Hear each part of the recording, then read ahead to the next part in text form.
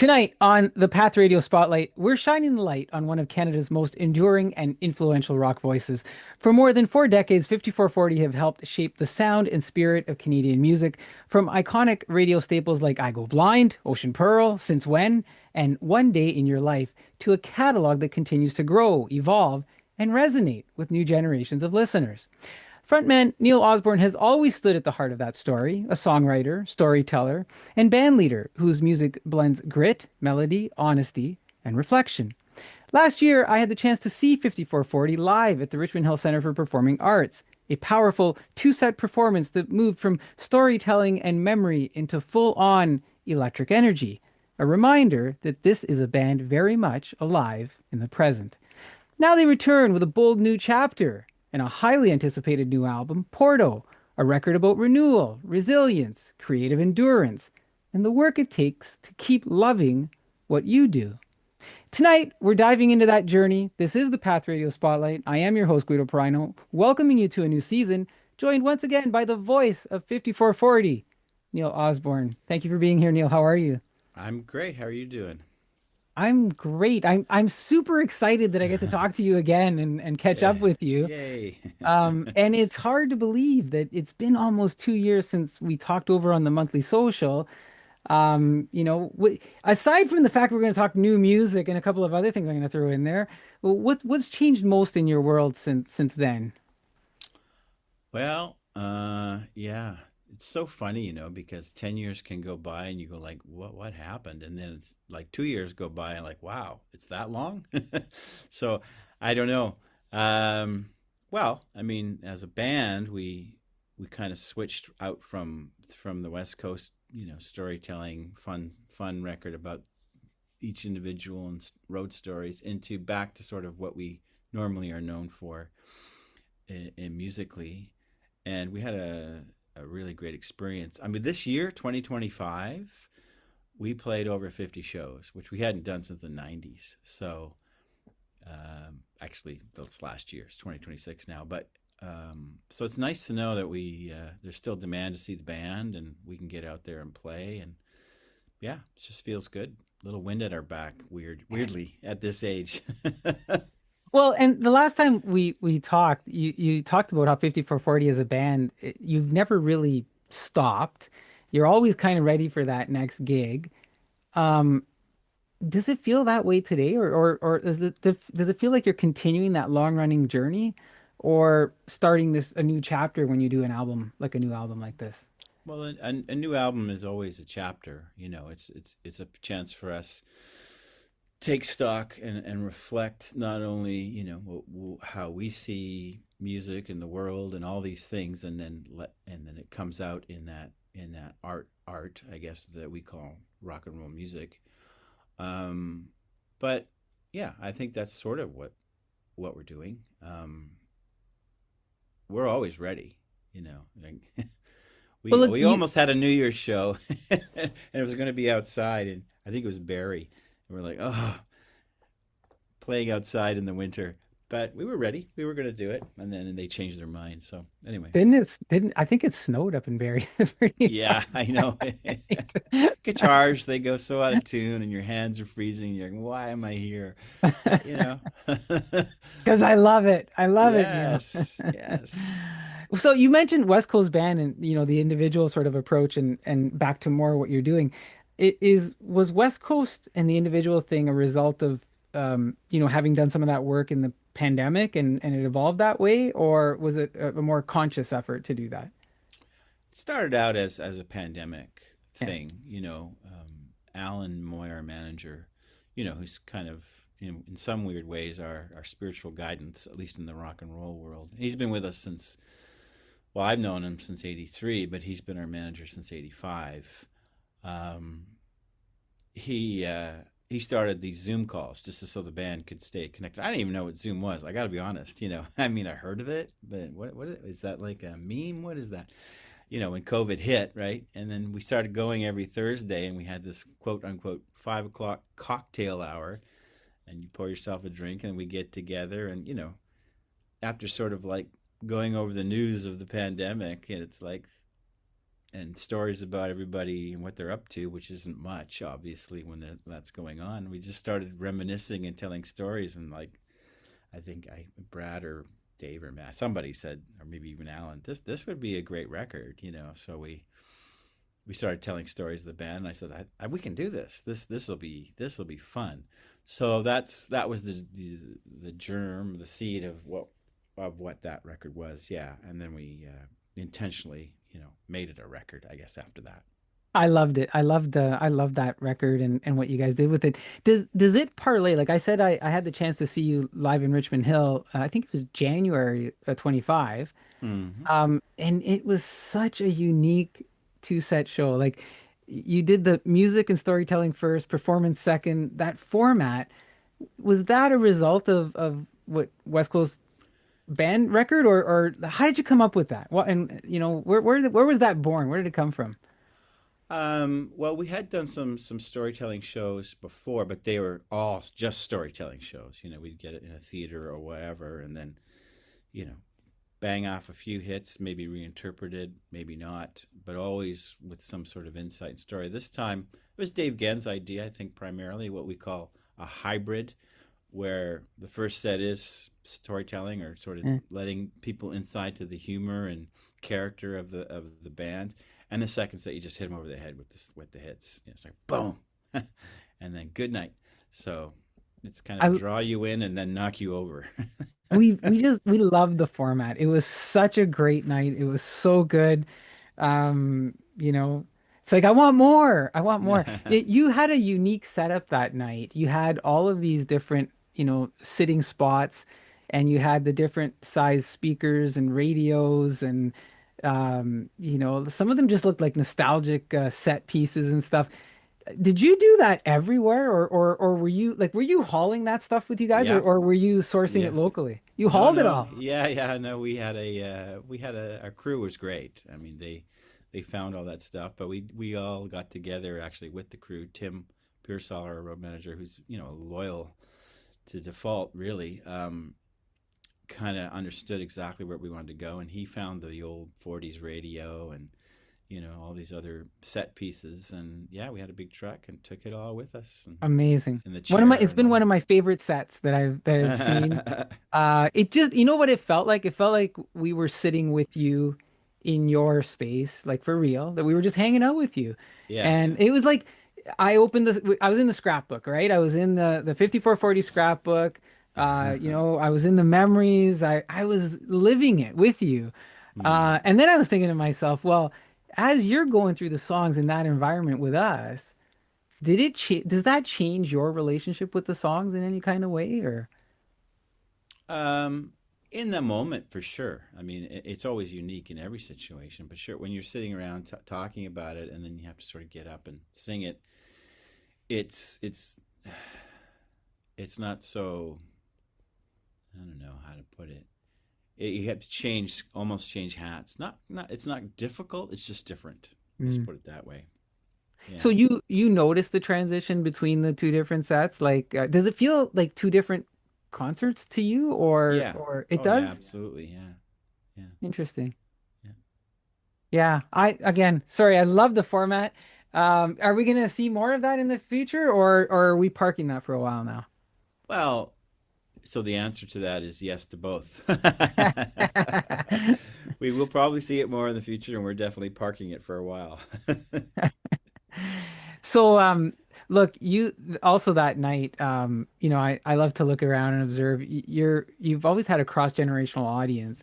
And at that show, I kind of noticed, look, we've got some older fans, but we've also had some new fans and some younger listeners that were discovering you live. I think at one point you interacted with someone and you might have even asked them, "Hey, is this, have you heard us? Are you following?" Because you had some kind of, and you were like, "Well, welcome to your first show." And it's like, Yeah. this is their first show, right? So, what do you like when you see that? How does it feel to see your music like that live through these different eras of listeners? Is it surreal? Definitely. I mean, a little bit surreal. I mean, let's face it though, everything is a bit surreal. Especially when you're on a stage. It's like, okay, but I'm pretty familiar with it, so it's not like difficult or anything like that. But When I see a mixed crowd, gender mixed or generation mixed, it's very encouraging.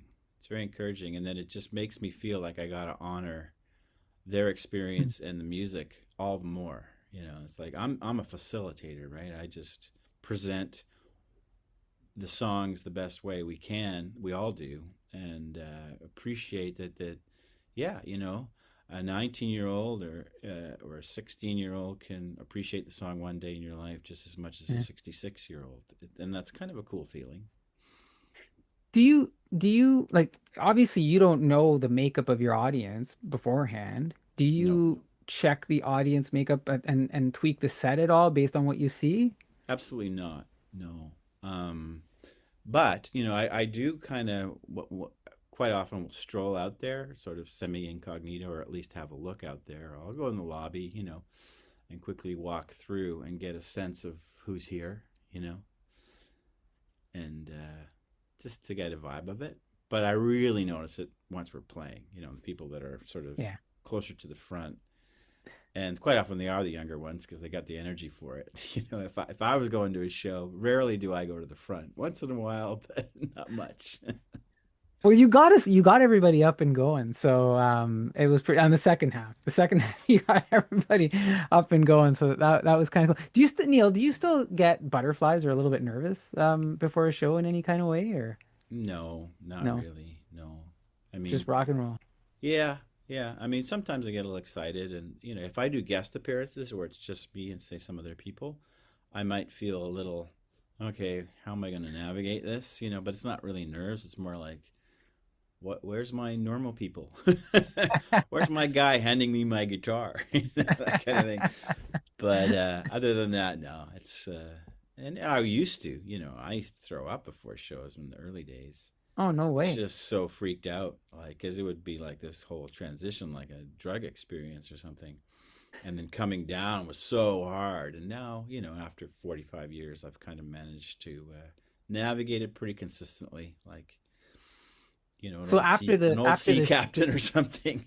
after the show, is there still that I gotta come down from what Oh just happened? yeah, Yeah. yeah. So after the show, we'll usually have, like, I don't drink during performance or before, but I'll have a beer or Yeah. two, after, and we like to hang out in the dressing room if they let us. And Matt is the DJ, and he always brings his little Bluetooth speaker and gets into whatever 80s, 90s, whatever 2000s current music that he's into, and it changes day to day. And he plays before we go on, and then after he does a little set of music, and we'll go down a rabbit hole of new wave from Britain in 1984 or something, and that'll be fun. That's Believe it or not, we love talking and listening to music still as a band, like together, like a bunch of friends, like, oh, weren't they great, and da da da da, that kind of thing. That is encouraging. I that is encouraging. It sounds so Canadian too. But Well, that's where we are. We gotta not, I gotta hide from it. look, you have new music again. It's a new 11 song album set officially releasing, I think, January 23rd of this year. Yep, Is that right? correct. It's Yep. called Porto. Hmm. Um, congrats. Again, another album to you and the band. Introduce us. Tell us a little bit about the meaning and makeup of Porto. Well, Porto is the city that it was recorded in, which is in Portugal. It's also where port comes from. So we almost go through almost a whole bottle of port every night somehow. Warren Livesey, our producer, was particularly fond of it.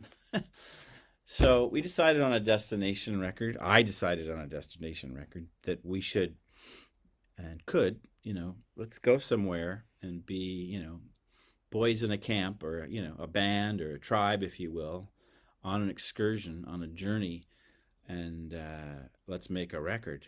So I wrote, gosh, 20 or 30 studios after doing a lot of research for a few days, all around the world, and kind of went, yeah, that'd be a good one. And then wrote them and sort of gave them some sort of idea of what we were interested in doing and who we were, and asking for rates and prices and all that sort of stuff. And I had been to Porto before because I'd done the pilgrimage, the way, the Santiago de Yeah. Compostela, um, the Camino, and So I started from there twice. I did it twice. So I knew that city very well, and it's just gorgeous city. I don't know if you know that Porto at all. It's just stunning, and it's got a cool, relaxed vibe. Almost reminds me of what Vancouver maybe used to be. Um, Sort of, everybody's just kind of chill there. Yeah, it's got this amazing architecture and old town that's from the 1600s or even earlier, I suppose. And the studio we found was really nice, fairly new, cheap, like €200 a day. Uh, the only condition that they had was they only wanted us in there 8 hours a day. They because they want to lock the doors at 7 p.m. and they want the staff there. So they also had a school there, and they were doing sampling work for pearl drums and all these other things going on like you have to do in the music business these days to stay afloat. But it was first class, brand new. It had a nice Neve board, some great gear, some great mics, and so that was reasonable. Like we looked at Paris, but it was two studios were close to €1,000 a day, and that was way out of budget for us. So we booked 16 days there, and then I found us a gorgeous Airbnb right on the river bank, 7 bedroom, so, and everybody had their own bathroom and bedroom and a view of the water and a giant kitchen and a living area. And we had this communal living. So Warren Livesey came, our producer, and stayed with us. My brother, who's in and out of the band, he came, and Alan Moy, who I referred to earlier, our spiritual guide and manager, was there. So there were 7 of us who lived for 3 weeks, and we had the greatest time because we'd walk to the studio. That cover that you see, do you see the cover of the? I did. Yeah. So we would walk across that bridge quite often to the studio. It'd be about a half-hour walk. That's the view from our place, by the way. That was the view of our deck. That particular day, it was raining. Usually that bridge is covered with tourists. I mean, it's even in April, which is when we were there. That's me. That's Dave Gann taking a picture of me walking through because it was raining and no one else would walk. They all took Ubers. I was like, I'm walking. I'm walking every day. So I had the umbrella, and then he got that amazing shot, and we went, yeah, that kind of is it. So it was a great time. Um, the music, it's so funny because I got this old, if you go back, say 6 months, 8 months before that, this old Supro amp from the 60s, 50s, like a little, you know, 14-inch square thing with a little 8-inch speaker, but it just sounds like the Kinks or something. It's just rock and roll right off the bat. So I wrote a few riffs, like Die to Heaven and a few others, this sort of rock and roll 3-chord riffs. And from there, I just kept on this kind of instant writing spurt that's just like, wow, stuff's coming out. I better just get it done.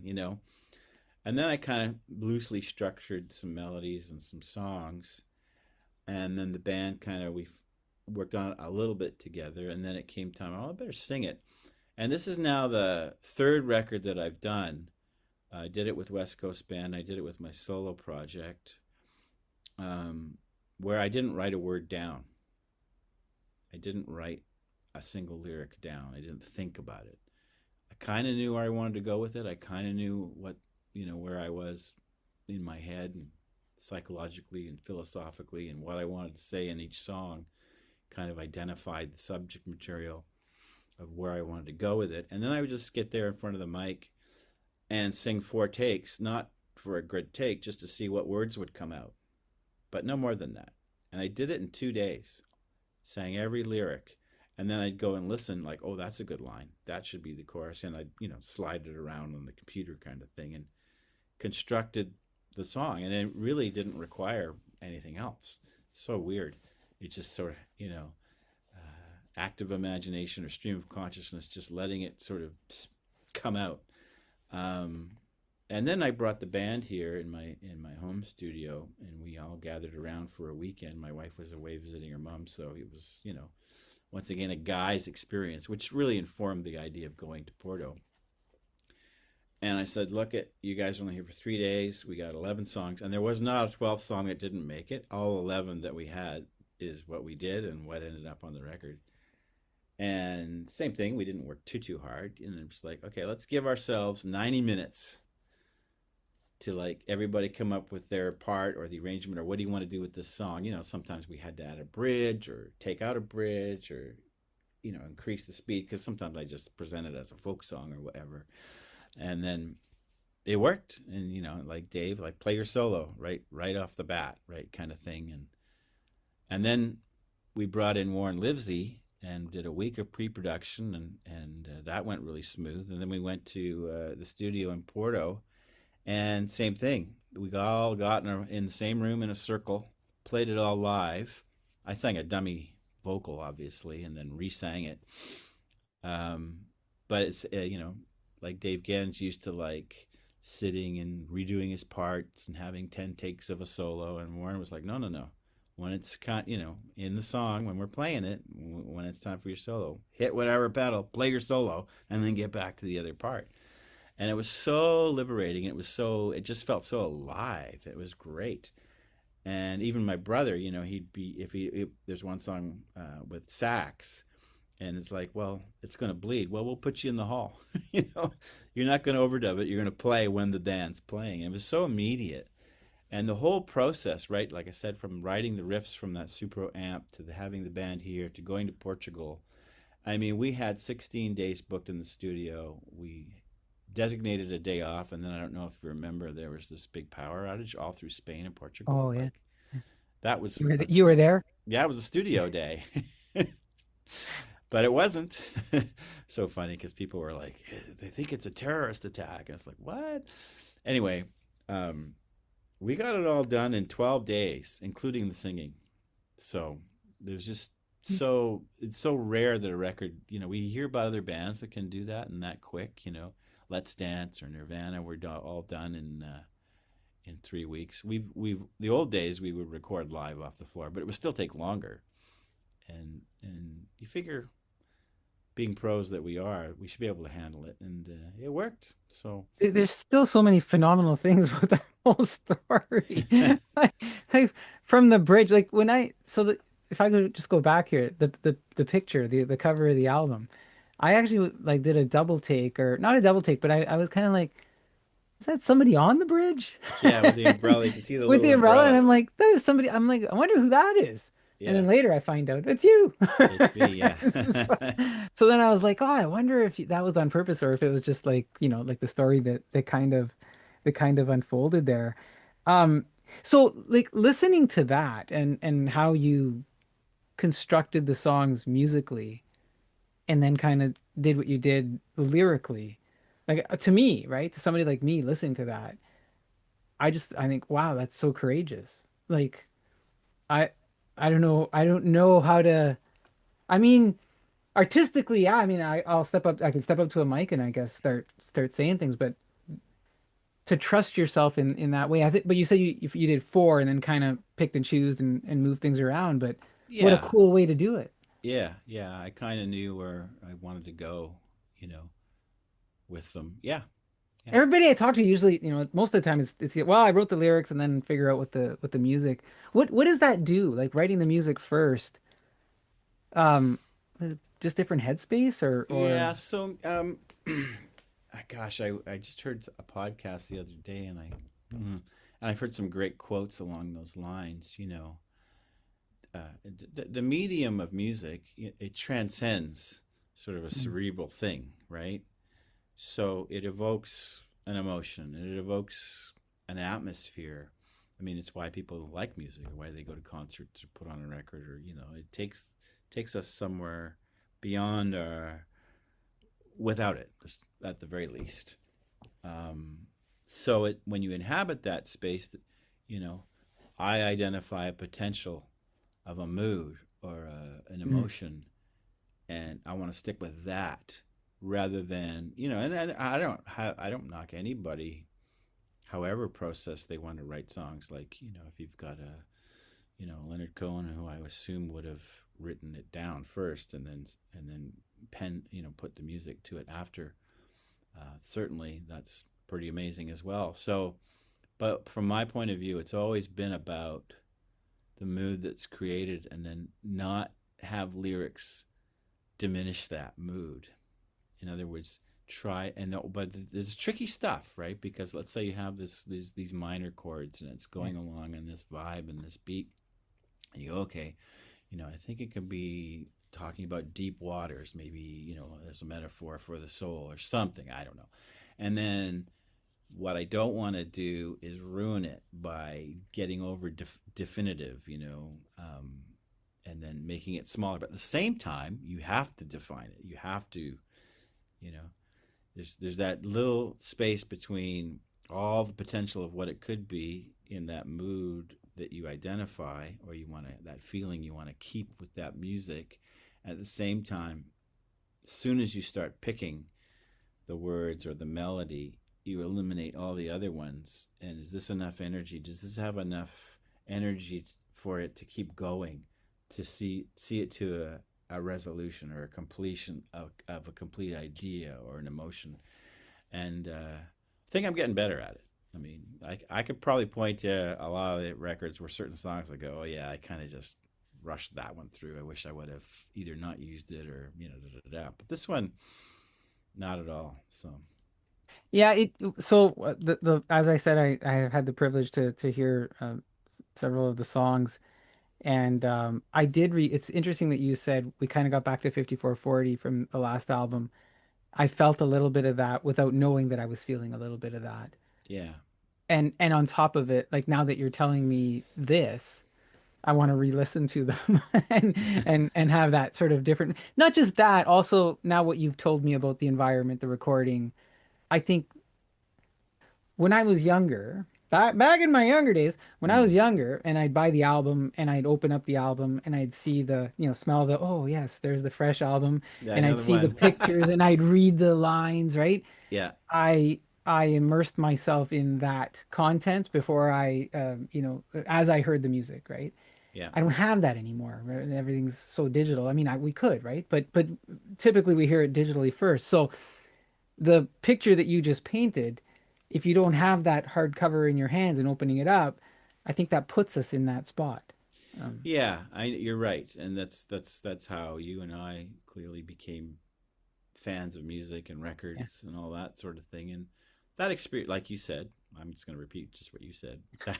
That experience is still available, and we wanted to make sure it was available for those that were interested in that idea. That here, yeah, if you want to be one of those people that takes time to sit with it, put it on your turntable, for instance, or whatever, and look at the cover and read the liner notes, it's there. You so can do what, it. what do we have? Vinyl, CD? Yeah, we already have vinyl. We took it on the road since October. We've had some vinyl and some CD, and so that it's actually the digital, and the whole album will be released. But you could have, if you came to a show in November or late October, you could have got the record too. Yeah. Oh, cool. Set for sale at the show. Um, lately I've heard you're probably gonna say no. You know what I want? That I've recently rediscovered my old tape collection, and I've Oh, been playing tapes. like Can we get a tape? cassettes. Yeah, cassettes. I like that idea too.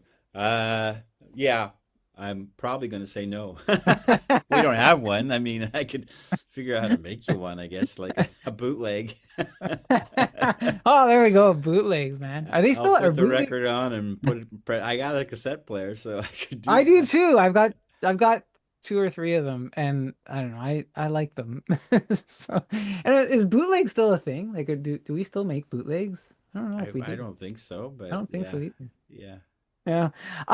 So Porto, it's described as an album of renewal, resilience, and this is key about continuing to love the work itself.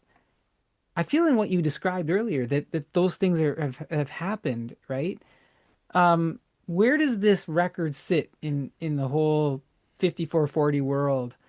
As I seek deeper meaning, right? Where does this record sit in the 5440 evolution when I think when you hear those things, renewal, resilience, loving the work itself? Mm-hmm. Well, it's a little tough to know at this point because it's fresh baked bread, right? Like, so obviously it's got that new smell and it's awesome. But I can also say that I think it should sit well. if you depending on what part of 5440 that you like, or what you appreciate in the lyrical explorations, anyways, it should, at least to me, from my side of things, it makes a lot of sense. It's a natural kind of chapter in the evolution of the journey of the band's perspective, and that includes a lot of things. It includes, when I often refer to it as Fight for Love Part 2, mostly because of my interest in the writings of James Hollis and Carl Jung. This was big information on this record, and it was big information for Fight for Love as well. But it's always been part of where I like to go, and what I like to talk about. But also, the world's changed quite. We've gotten older, and that kind of thing, navigating through life and kids and seeing the kids leave, all those sort of things. So it works. I mean, we're definitely resting comfortably with it. It's not like we tried to do something, whatever's cool now, and we're going to go there. And I don't know what even is cool now, but we're not doing 5440 is cool. that. Yeah, right. Hey, based on the audience that I saw, 5440 is still cool. Could this album it is where it is in the like in the discography of all your albums, right? Uh could it have been written a decade ago? I suppose elements of it musically certainly, you know, Yeah. could be there. I suppose. I honestly can't answer that question. I do Uh, think that, like, the band, the musicians, like Dave Gann especially, he's always been great, but he and I didn't even have to talk on this one, like, about direction or anything. We just knew what to do, which is, maybe some of the other records we kind of explored a lot and decided yeah. on things. This was just, yeah, we know what to do. That's a tell of the band. So there's songs on it like Running for the Fence, Die to Heaven, Time Will Tell. They feel very reflective, but they're forward moving at the same time. Is there a song on the record like and you said this felt like 5440 back to us. Is there a song that feels most like where 5440 is going as opposed to and I don't mean it this way, but the path that you've already carved out or where you've been? Like, is there a song that resonates with you saying, hey, it sounds like 5440, but is there something evolutionary about any one of those songs? Not really sure of your question. So Are you we carving out a new space with any of the songs? right, Yeah, or creating a license or direction. Uh, yeah, I think more to that is we're is this is really we're really confident in where we're at with it, musically and lyrically and psychologically, even. Like, this is our statement right now, and it's very complete as far as we're concerned. The story, I mean, once again, you can get into it if you want, and I'm not going to spell it out. And maybe sometimes, people say that I perhaps should, but there is kind of a story that starts with the first song and finishes with the last song. When you go through all 11, and it is a bit of a listen. Um, so that's nice. No, I don't think so. I think it's, a lot of it is coming to that restaurant that because the flavors are gonna be what you like, and maybe it's not the same dish that you always get, but it's still pretty good. That kind of a feeling. I don't know. It's hard to explain, yeah. No, but I get it. Yeah, yeah. I'm sitting at the restaurant. I get it. So, and I just want to clarify because you said something really important too. I've always been a fan of a record that, tells the songs stand on their own, but also tells a complete story. Is that what I just heard? So we've got a Yeah, complete story from yeah, song to song. yeah, Awesome. yeah. So it starts with "Die to Heaven," which is it's a metaphor. My baby loves me. The world's a mess, but let it go. Um, that's trying to get in touch with your core. That we can. it could be your spouse, it could be your significant other, but it could also be your inner self, just saying, hey, be that calm stone at the center, at the bottom of the lake, that's just okay with what's happening, and don't worry about all the stuff on the surface. And then it goes through a bunch of journeys, and talks about the mother and parents and crisis, spiritual crisis, and at the end of it, the last song is called "Work Not Worry," which is, what, that's what you got. You get to work. you know if things aren't where you want to be, and in fact, it doesn't matter, every day there's work to do. Not that it has to be hard, it should be fun, actually. I mean, I equate work with play. There should be an element of play in all work, really. you know and the play involves curiosity, play involves discovery, and that should be present all the time, because it is present. It's just whether you want to see that or not. And granted, it can be hard. It's like, who put whatever in your cornflakes this morning? That happens. I get it. you know. So and just again, just to go back as you're telling me this, I remembered you recorded like the entirety of the album. Everything happened in Porto. Like did you bring anything with you? Did you bring any pieces of songs with you, or did most of the concept, everything just happen in Porto? So I brought my Super amp because it's a very little. They had a great companion amp, which was an old Fender Deluxe, but still the little ones Eh, from the 50s, worth a fortune. So Dave played exclusively through that thing. But we brought our own guitars. My brother brought his sax, but they had a lot of great gear there. We did do a couple of keyboard overdubs. We were looking at renting a Hammond organ for my brother to play, but they wanted more than the studio, per day. They wanted 400 okay. euros a day. It's like, well, that's not happening. So, but yeah, all the guitar parts, a lot of the guitar are keyboard parts that are sort of just textures that support areas of the songs, and all the vocals were done in In Porto. Portugal. Yeah, That's awesome. Um, and so drums and bass, obviously. as you take Porto on the road now, or in the coming months, and you kind of already started. You alluded to, hey, I we already started doing that last fall, alongside decades of music and history. Um, what might you be most intentional about protecting now? Is it your friendships? Is it your art? Is it the live connection? Or what we talked about earlier, simply just the joy of doing what you're doing? Yeah, I think. Did you say protecting? Is that what the word Yeah, you used? Yeah, that's yeah, just, it's an odd word. it is. I'm not sure. Yeah, Well, yeah. when you think of, so let me back it up. 5440 and everybody, we say you're a legendary Canadian band now, right? And Mm, and there is some protection that's going to happen when you think of 5440. There's an image, there's a legacy, there's an art form to sure. what you've done and what you let us experience when we come to your shows, right? Yeah. So, but you've talked about it today. You've talked about friendship. You've talked about your art. We've talked about, when you perform live, Hmm.